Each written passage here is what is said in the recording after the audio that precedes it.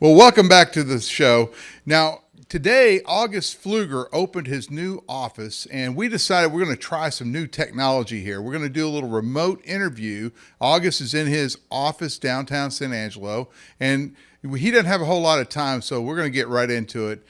Congressman Pfluger, in the news, we've had a lot of these balloons that have been invading our country. Now, you were an F-22 fighter pilot. I have two questions for you considering your expertise.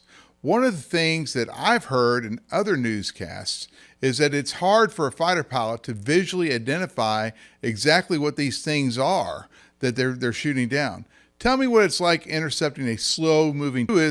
Why do we use Sidewinder missiles? Why don't we just shoot it down with a cannon?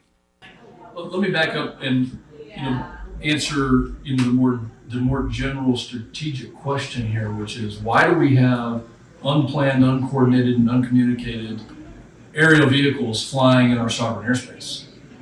To me, this is a violation of sovereignty. It's a violation of our airspace. It's a violation of what America stands for, and it's unacceptable. I've been very vocal against the administration and their willingness to let a Chinese spy balloon go all the way across our country and not deal with it until it exited our country. Many sensitive sites that it transited over, and we were able to push back on the administration and I think get them to a point of understanding where this is not okay, whether it's our physical border, the land border with Mexico that's being invaded, or whether it's an airspace border, or whether it's our cyber border. We need the administration to take this seriously, to protect our security and make sure that every American is protected. In the tactical question, the technical ability for our defenses, you start with the radar systems, the air traffic control systems that have filtered out those slow-moving objects that are looking for 100+ mile per hour traffic. A balloon traveling with the wind is likely to be 60 knots, 70 knots, well under that. So we've had to rethink about our defenses. Number two, I don't think any American or anybody knows all the facts right now on the second, the third, and the fourth events that happened. We're still waiting to see what those objects were, how they were propelled, were they balloons, were they something else? And when you're looking at these objects, whether it's night, you pair that up with 40, 50, 60,000 feet, it is challenging, I think, when you haven't seen those before.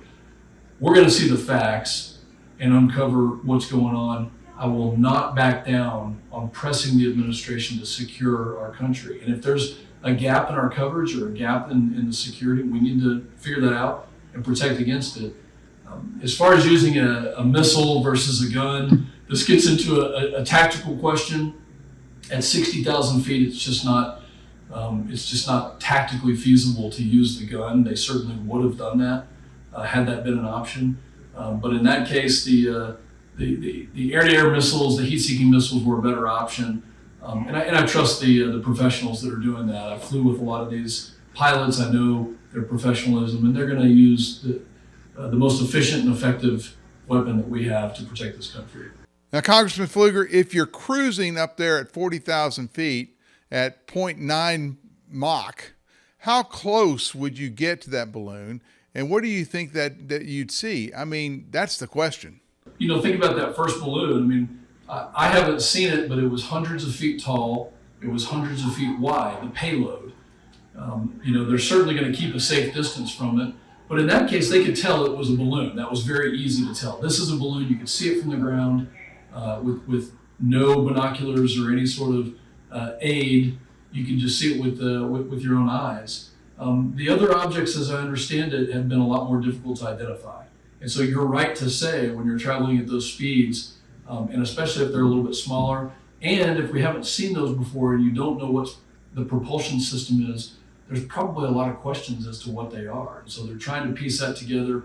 I've already asked for classified briefings on this because I want to know the details and why these objects have been able to get into our airspace, what the threat is that they're posing to our own security and to American citizens. And August Pfluger, thank you very much. I really appreciate it, trying out this new technology. Now back to the rest of the news.